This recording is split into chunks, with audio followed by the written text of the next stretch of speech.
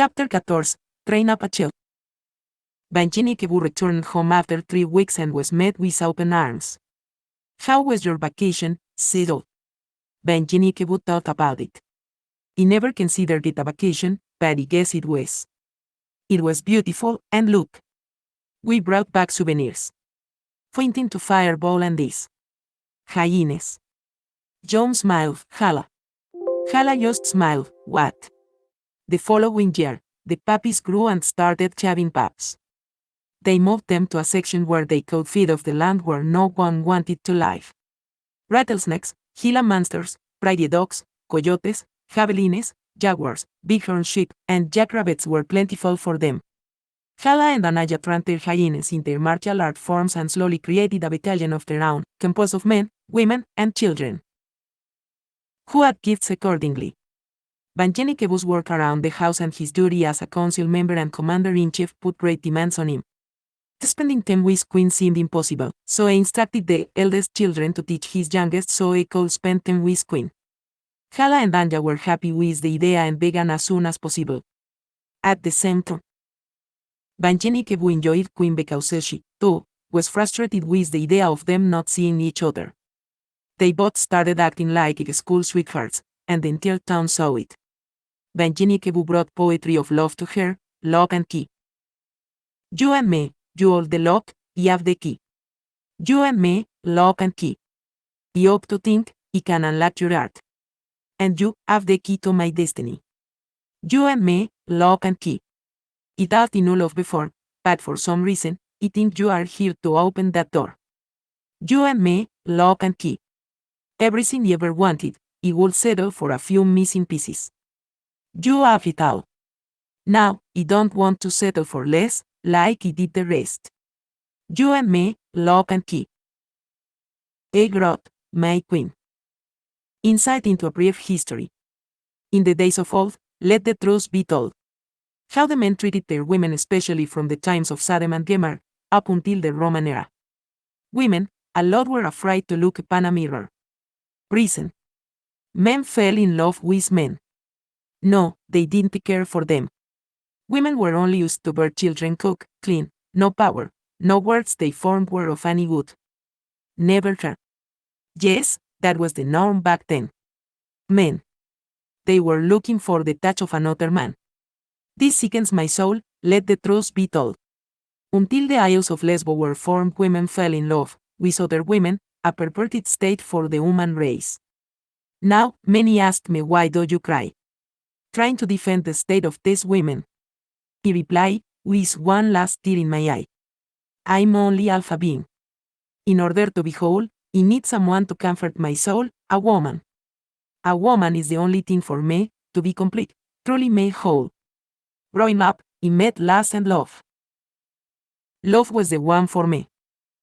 Can't you see? We, as men, have beaten the hand of the one that is dear to us. Why argue, fuss and fight? Now, all we go through this pure hell. Cause of the men in their past did the same. Blame all because of one. I can't do anything with another man. That will not comfort my soul. No man can make me whole. The touch of a woman is all I need. My heart plead for that need. Homosexuality is rampant. Yes, heavy on the scene. That's for them, not for me. All I need is my queen. He wrote, single-parent household. He was told before he got old that there are 4 types of women. First, and on top, a woman. Then there is a lady. You have your bitches. And lastly, them hoes. We would lose more than half this hoes if we get rid of single-parent households. Let me explain before you put dirt on my name. There's a lot of things you just won't understand living in a single-parent household. Single-parent is a single-sided coin. Somebody lying. Many are dying. Who to believe? Or do we automatically believe? That person you see on a daily basis.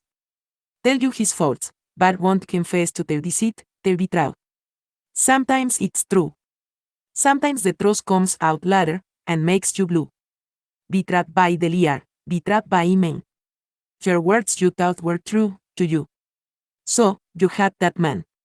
Your father. Beck did the best he could and the only things can. She wanted more and Becca me dejó. Why? I cry. Why? Because I can. This story might only be for black folks living in this land. This is not all, but it's for more than a few. Who do what they do. Let me get back to the classifications at hand. Just found out, many women like to classify themselves just as bitches.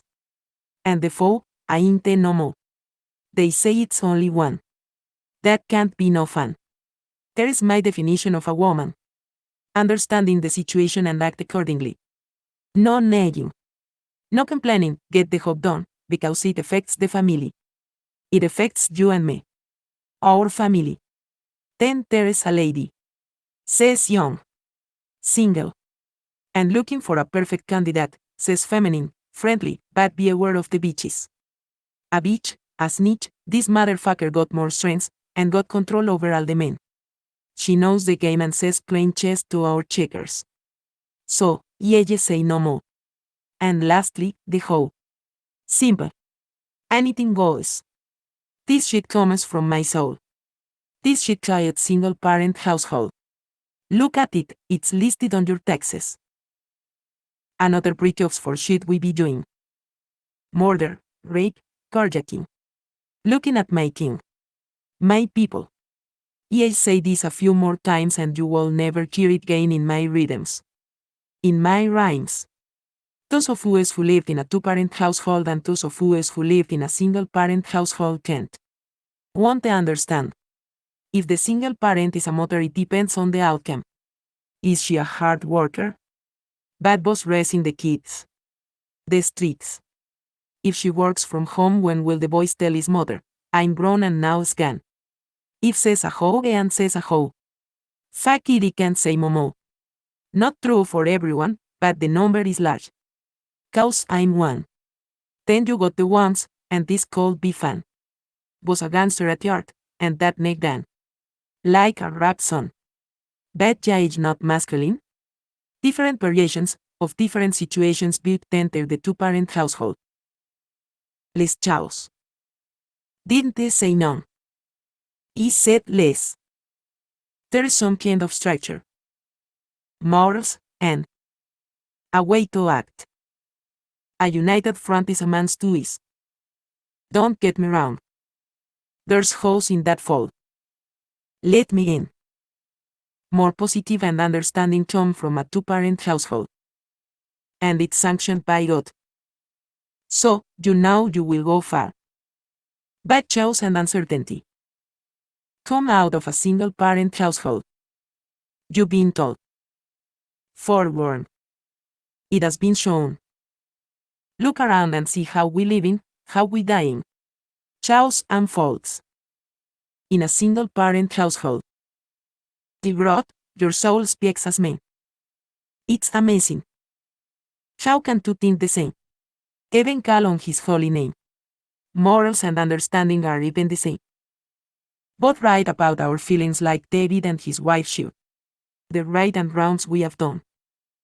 You know life teaches you, but a few catches life is close.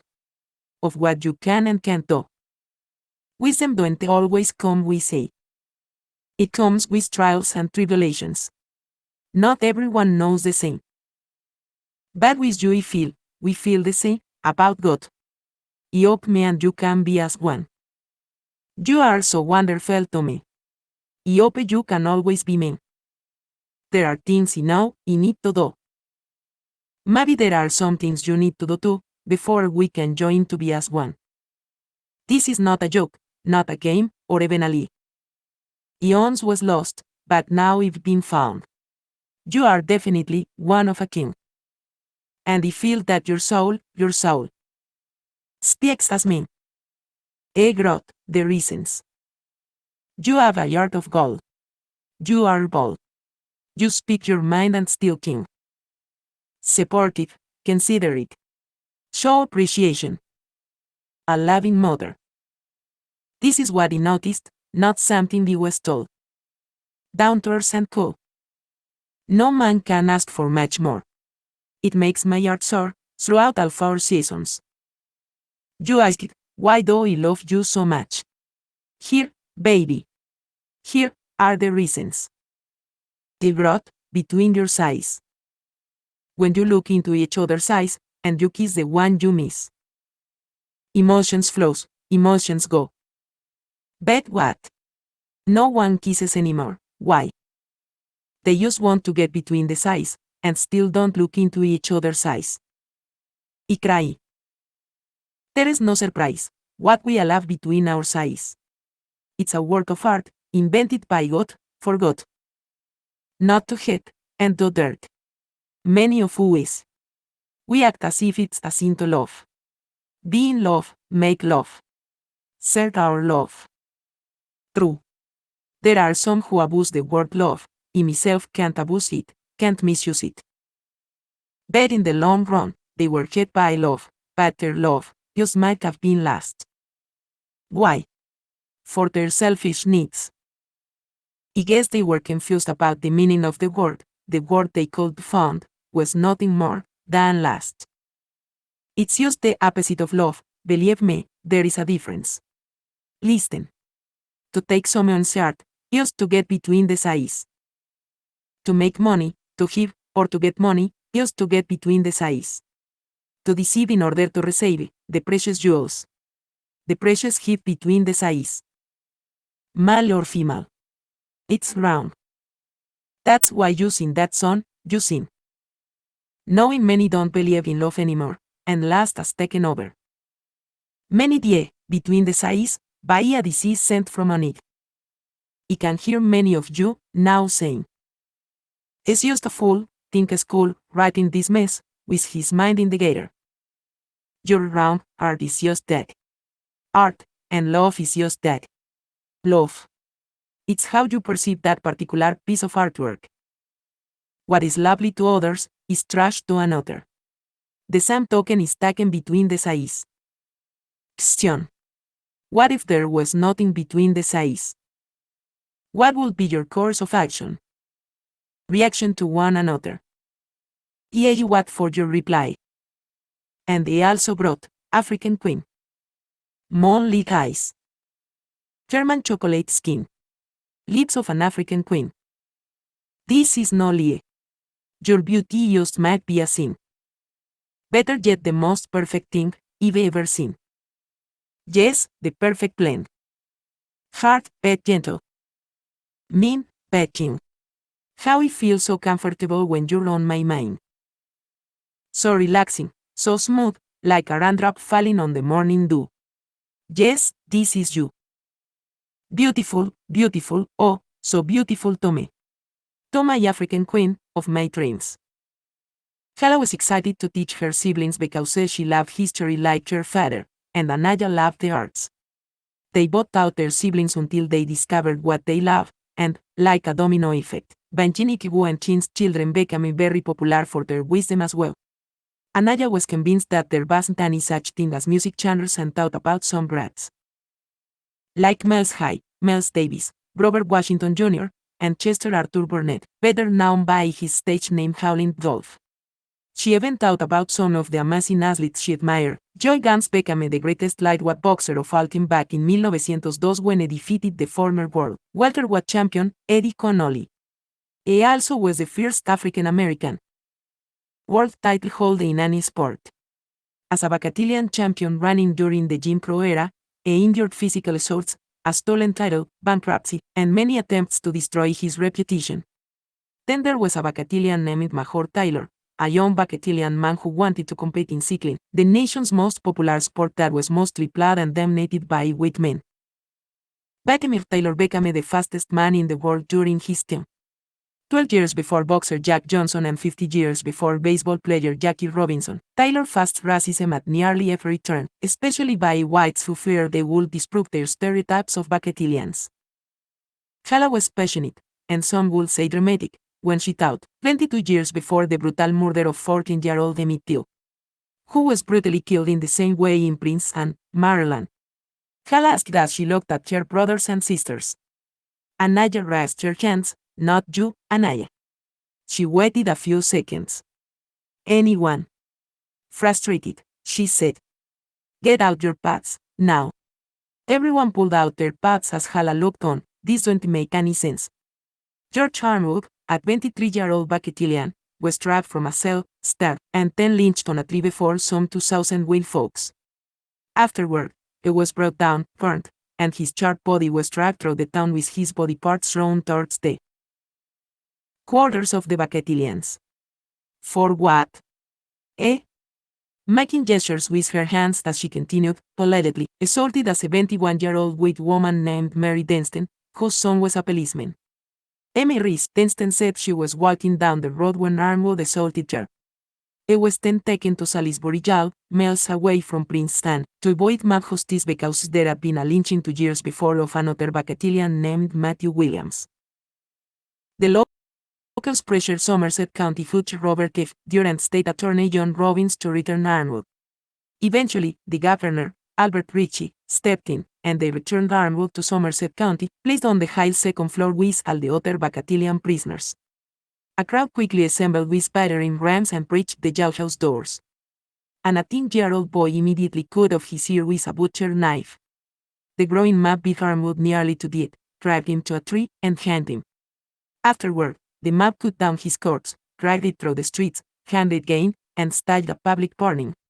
One white man said, and he quote, "It would have cost the state $1,000 to hang the man.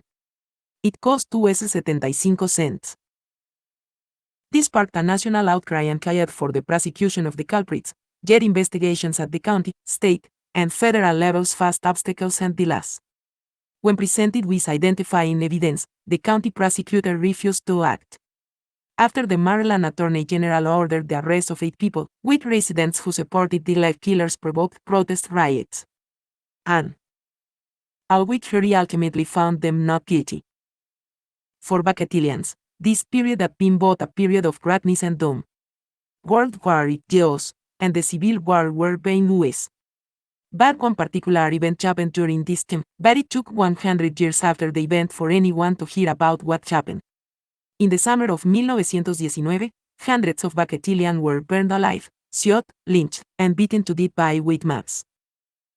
Thousands saw their homes and businesses burned to the ground and were driven out, many never to return. It was called Red Summer because of the bloodshed and amounted to some of the worst weekend black violence in U.S. history. Beyond the lives and family fortunes lost, it had far-reaching repercussions, contributing to generations of black distrust of white authority. It prompted blacks to defend themselves and their neighborhoods with fists and guns. Revitalized civil rights organizations like the NAACP inspired black journalists to do courageous reporting and influenced subsequent leaders who would fight for racial equality. Sage Matthew, a history professor, once said, "The people who were the icons of the civil rights movement were raised by the people who survived Red Summer, for history books ignore it. Most museums didn't acknowledge it, for it contradicted the post-World War era notion that America was making the world safe for democracy." Over 250 blacks were killed, and at least 25 riots by white mobs that never faced punishment within 10 months. Historian John Oak Franklin called it the greatest period of interracial strife the nation has ever witnessed. Many say the Bucketilians who were returning from World War started it all, for they were expecting the same rights they had fought for and bled for in Europe. Bucketilians were moving north to escape the brutal Jim Crow laws of the South, but whites saw them as competition for jobs, homes, and political power. Ethnic cleansing was the goal of the white rioters, said William Tell, a retired professor of American Studies and author of Race Riot, Chicago in the Red Summer of 1919. He said, and I quote, "They wanted to kill as many black people as possible and to terrorize the rest until they were willing to live and live." Samplas Else. The violence didn't start nor did it end in 1919. Some count Red Summer's era as beginning with the deaths of over 2 dozen Bucketilians in East St. Louis, Missouri, in 1917 and extending through the Rosewood Massacre. At least 1,122 Americans were killed in racial violence over those 6 years. In 1919 alone, violence erupted in places like New York, Memphis, Tennessee, and Philadelphia, just to name a few. In Washington, D.C., a white mob, primarily war veterans, rampaged over the weekend of July 19-22, beating any battalion they could find after false rumors of a white woman being assaulted by black men spread. The rioters beat a battalion with clubs and stones wrapped in handkerchiefs lying in the street for over 20 minutes before being taken to the hospital. Sensing the failure of the police, the mob became even more contemptuous of authority, and 2 more battalions were attacked and beaten directly in front of the White House. Carter G. Woodson, the historian who founded Black History Month in 1926, saw the violence up close. 4 battalion sharecroppers in Align, Arkansas, were beaten and killed after they dared to join a labor union. Battalion journalist Ida B. Wells noted that they grabbed Lua Black from her farm after saying she would join the union. They knocked her down, beat her over the head with their pistols, kicked her, almost killed her, then took her to jail. Wells brought in her report, the Arkansas Race Riot. The same mob went to Franco's house and killed Frances Hall, a crazy old woman housekeeper, tied her clothes over her head, and threw her body in the road where it lay exposed till the soldiers came and took it up. Battalion journalists like Wells played an essential role in getting these stories out. Kevin Stratt, a curator at the Smithsonian National Museum of African American History and Culture, wrote, Black newspapers like the Chicago Defender helped to provide an alternative voice that represented why African Americans deserved to be here, deserved equal rights, and were sometimes justified in fighting. Red Summer marked a new era of Black resistance to white injustice, with African Americans standing up in unprecedented numbers and killing some of their tormentors. Again, the returning battalion soldiers from World War I led the charge, using skills they refined in Europe. The Germans parented the enemy was right here at home, said Harry Jawood in his autobiography, A Black Communist in the Freedom Struggle, The Life of Harry Jawood. In Washington, Carrie Johnson, 17, became a hero for shooting at white invaders in her neighborhood. She fatally shot a white policeman who broke into her second-story bedroom. She claimed self-defense, and her manslaughter conviction was overturned. The Navy gained about 100,000 members that year. Soon, battalions were going to Congress pressing congressional representatives and senators to pass anti-lynching legislation. They fought back in the courts, filing lawsuits when people were being mistreated or railroaded. The lessons of Red Summer would be relived all over again after World War II. Many of them were alive or had heard the stories of what happened in 1919, and they said, never again. Hal got me that a book sigun for it didn't seem interested in anything she said as stared into space. She shouted, little boy, tell me something you have learned with your nappy-headed self. You got your head up in space, and I'm trying to teach you something. 8. Yeah, called a book sigun stood up, James Worley Jones, Hal said. What about him? A book sigun backed his eyes and shook his head. Yellow, the first black special agent for the FBI in 1919. He was a cop in Washington, D.C. Beck left to join the Army during World War, where he was trained as an officer and signed as the captain of Company F of the 368th Infantry, 92ª Division with his brother. Company F of the 368th Infantry, 92ª Division, was one of many segregated battalion forces in the Army. They were sent to Europe and fought in France, near the Belgium and German borders. After the war ended, Jones returned to Washington, D.C. and was promoted as an FBI special agent assigned to the General Intelligence Division, created in response to terrorist bombings. No one knew anything about him, not even other battalion FBI agents, until 10 years later, in 2019. Hundreds of battalion special agents have followed in his footsteps, including the first female battalion, Sylvia Massis, who joined the special agent ranks in 1976. In February 2019, the FBI honored Jones and the countless others that followed him in their pursuit to serve the American people as FBI special agents. The agency launched a year-long initiative to commemorate the 10-year history of battalion special agents, service to the FBI and the United States through a coordinated campaign called Our History, Our Service. A book sigun post, How About Olaudah, also known as Gustavus Vasa, who was an African in London, a freed slave, who supported the British movement to end the slave trade. Hal stabbed him. You proved your point, you may sit down. A book sigun shook his head, no, No, you are always talking about it, don't listen. The word nigger actually began as a sacred word in Africa, picked up by the Portuguese during the beginning of the slave trade on the banks of the sacred river, Niger. They couldn't pronounce the word in their native tongue, so they corrupted it. Niger, from which we get the word nigger, which means black light of God, and Nigel, a common British name, means black God because black humans were believed to be the epitome of the divine before the slave trade. Because before the 15th century, all images of all gods or God himself were black. All of this is documented. Black, not because of politics but because dark pigment from melanin, the molecule that protects from solar rays and produces dark skin, is vital in a world that lives by the sun. And I'm tired of just calling me little boy. Anaya said to him, who's the youngest in the family.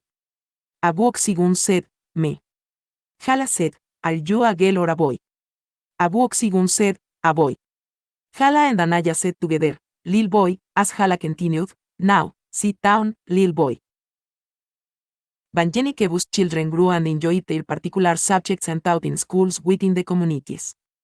Pailes fell in love with the sciences, Kamusu enjoyed engineering, Mesude with mathematics, and Sabaka with music like Anaya. Tanesu enjoyed animals like Chala, Medhai with medical and yacht, and Abu Oxygun was nonchalant about everything he was not interested in. Any particular subject and just went to school because he was told. Banjeni Kebu was concerned about what his teachers were saying and some of the chemists he heard about Abu Oxygun not being interested in some of his classes. One day, Banjeni Kebu spoke to Abu Oxygun. Son, why are you not taking part in class and learning what they require of you? Abu Oxygun ada. Familiar look, but Banjeni Kebu couldn't place it. Abu Oxygun said. He learned like a sponge, and after he learned, he stored it for later. No need to get excited to learn, for if it's the truth, he don't need to remember it, it will appear when he need it. Banjeni Kebu scratches his head. Okay, like what? Abu Oxygun said. My mind is blank until you ask me. Banjeni Kebu said, tell me something. About African history. Abu Oxygun, with a straight face, Dr. David Imhotep, who was the first person in the world to hold a page. In ancient African ancestry. In his book The First Americans Were Africans, Dr. Imhotep rewrites Orthodox history after examining the scientific and geological evidence. He determined that people of African descent were in America before the Vikings, or the lies about Columbus. He said that all humans originated from the continent of Africa. Historian Ivan Van Sertima's book They Came Before Columbus examines navigation, shipbuilding, and cultural analogies between Native Americans and Africans. The transportation of plants, animals, and steelers between the continents, and the explorers' diaries, journals, and oral accounts support the claim of an African presence in the New World centuries before Christopher Columbus arrived. In these books, they discuss the launching of the great ships of Mali in 1310 with 200 master boats and 200 supply boats, the sea expedition of the Mandingo King in 1311. Banjeni Kebu smiled, okay, I am convinced. As Banjeni Kebu walked away, he tried to think of who Abu Oxygun reminded him of. He smiled and said aloud, Jael. Turning to Abu Oxygun, he said, do you know of Jael? Abu Oxygun said, never heard the name. What did he do? Banjeni Kebu smiled, no, he is not in history per se, he's someone I know but haven't seen him. A long time, you remind me of him. While he was talking to Abu Oxygun, Aldip called Banjeni Kebu. Banjeni Kebu asked Abu Oxygun if he wanted to go, and they both took a trip to the Research and Development Center. Aldip talks to Banjeni Kebu about some problems as Abu Oxygun walks off and views the systematics, used as 3.14, if you use 39 digits. 3.14 15 92 65 35 89 79 32 38 46. Aldip said, 3 is enough but Abu Oxygun kept talking.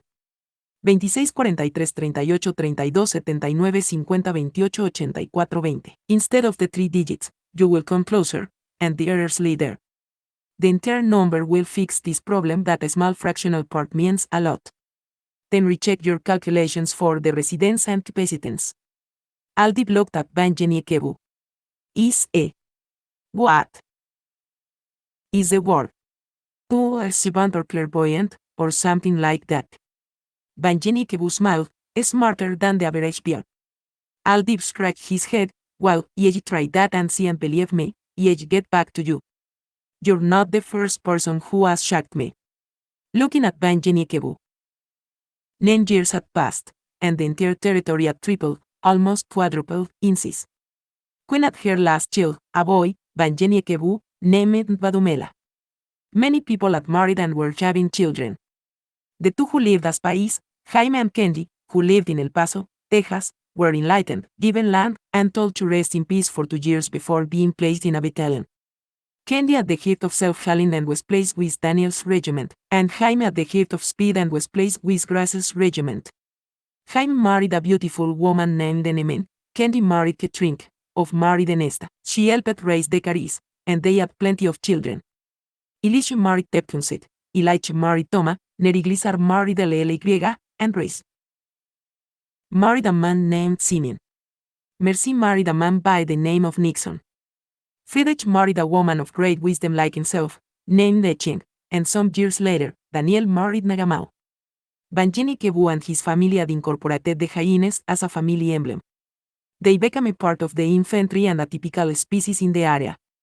All welcomed them as pets and guards. Some lived in the wild. Training never ceased, enlightenment flourished, fasting and prayer were a routine as the people lived in peace and harmony. Years passed, and one night as Benjini Kebu was sleeping, he saw himself in the desert on top of Rincan's mountain to the east. Mlesi appeared to him. "Long time, my friend," said Benjini Kebu. Mlesi smiled, "I do not know of them. But what is here is beautiful in the eyes of Sabas." Benjini Kebu said, "I know, but it's been a long time to me, at least 25 years. Sabas has blessed me with a beautiful family." He smiled as continued, "and has also blessed me with Yao's twin, my son, Abu Oksigun." Mlesi looked at Benjini Kebu. "It is true, Abu Oksigun, that Sabas will bring his blessings and his promise, but you must send him away, along with Badumela, to Louisiana, for his promise will be fulfilled. 2 will live, but only 1 will come back. But don't fear. It is the will of Sabas to fulfill his promise." Benjini Kebu turned to look at the view in sadness but turned back around. "If it is his will, it will be so." Turning to the skies, he shed a tear as he noticed clouds forming to the west of him. Mlesi said to Benjini Kebu as he faded away, "It is his will, however, the animals you brought back from Africa will never harm those who are enlightened but will tear to pieces those who are not. Your reinforcements from Sabas. Send the elders and children home and prepare for war." Benjini Kebu looked at the skies, saw the clouds getting darker and darker, and said to himself, "A storm is coming." He saw what looked like a man walking towards him, a teeny dot at first, but the closer he got to Benjini Kebu, it grew bigger and taller as the surrounding clouds grew darker, and thunder and lightning grew stronger and louder. A heavily muscular man walks towards him and slowly transforms into a hulk of a man, and his skin peels off, and blood drips and pours as he gets tired, turning into a hideous creature. He hears Mseka's voice saying, "Yon saw it rise out of the sea, having 7 heads and 10 horns, and upon his horns 10 crowns, and upon his heads the name of blasphemy. It was like a leopard, with feet like the feet of a bear, and a mouth like a lion." Benjini Kebu then wakes out of his sleep. Looking at the time, Benjini Kebu realized that they had only slept for less than 5 minutes, slightly shaking Queen, "Baby, it's time." On the stand next to him was a picture of his family that was taken recently. "Look at my family, Sabas has blessed me, and I don't know what will come of them." Looking up toward the ceiling. "Bless them, Lord, as you bless me, forgive them like you forgave me and kept them in your will as you kept me." Taking the picture out of the frame, Hala and Anaya are now 24 years old, Pailas is now 23 years old, Kamusu is 22, Mesuda and Sabaka are 20, Tanesu is 18, Medha is 17, Abu Oksigun is 14 and Badumela is 10. Benjini Kebu calls out, "My queen," he grabs the picture and repeats it, "My queen." To waken, rubbing her eyes, she hears him call her name. "Yes." Benjini Kebu wipes the tears from his eyes. "Baby, it's time. We must send all the elders and those under kings to my hometown until the war ends." Queen woke up. "War?" Benjini Kebu shook his head. He just saw a vision, and Leslie said we have to send the elders to Louisiana. But one of our sons will not return because Sabbath has a hope for him. Whether or not we see him again, he didn't say, and he didn't ask because most does about will. Benjini Kebu stood up and got dressed, poured himself a shot of liquor as he walked over to his desk. He took a seat and wrote as the words flowed through different emotions that captivated him. Wrote, Louisiana. Not this shit again. Tossing and turning in my bed, with this junk dancing in my head. This mess that just left, they could have kept. What the hell is going on? Okay, listen. Louisiana. Top capital of the infamous slave trade, the place where music comes from. Yes. Soul, gospel, rhythm and blues, came from US. Why? Hell, the slave trades. The slave trade was from Africa, to the Caribbean, to Louisiana. Then back to Africa. An endless cycle, within a triangle. That is why Louisiana is rich in culture. That's why the French, Native Americans, and modern-day Louisianans have so much in common. After the chaos, we were left with Cajun and Creole down south. And Native Americans up north. Natchez and Choctaws. However, many left the south throughout those 400 years. Since Aura's been here in this land, of the so-called free. Moving up north and various places before, during, and after slavery. Now, the people up north wanna call US slow. Got big men sitting on the couch. Says from the south, says from Louisiana. But now says in New York, Detroit, California. Food, don't get me started. Jambalaya, banja, po'boy and much more. Oh, what about gumbo? We're so famous for food, I bet we invented the two-piece combo. He laughed and thought for a minute, while looking down at his words, wrote, upset. Upset. Done so much. Game, been so many plays. Since so many faces don't have much. Thought the wisdom yet, wasn't a match. Wasn't good enough. The pain received was ignored. Add no value. Foolish thinking. Saying. Why take from those who don't have much? Take from those who have a criminal mind. Started to sin. Before understanding opened my mind. Then I realized. I was depressed. Stressed. Upset. I wrote, the night before. This is a reminder for me to read. So, I won't forget. How I went through a lot of bullshit that was poured onto me, trying to reach a goal. Finding out who was friend, who was foe. Right now, I don't think, if I have any more. But when I read this 10, 20, 30 years from now, I will know. Searching, listening, the night before. The word has kept me this far, but it's still hard, feeling like Daniel in the lion's den. Wondering if God has forgiven me for all my sins. The night before. It seems as if people get me, even sad, to see someone make it to the top. Reach a dream. It seems like they don't believe in hope, but how many do believe in dope? Is cynical, the night before. If they can't see it, they say it's not there. They don't care. But you breathe there. Is it there? You can't see the oxygen that you breathe, but it's there. You say that's different. I say it's the same. You don't believe in God, but He has opened my heart, my mind, my soul. The night before. All my life, I tried to do the right thing. No, that's a lie. There were times where I did go wrong, many times, I played many games. But I realized that it took hard work. I figured this aloud, blessings comes, and sure enough, goes. There are many two-faced people out there that will try to make you give up hope. The night before. I have seen all this come to life, it ended up in a fight. It was first timid, then I became sad. Ignorance played a big part. But I'm glad the Almighty was in my heart. I woke up the day after, thinking about the night before. Banjinikebu put his pen down, staring into space as he sipped on his drink, thinking about the words he wrote. Stood up, finished dressing, and then reached for his earpiece and shouted, "Emergency meeting, now."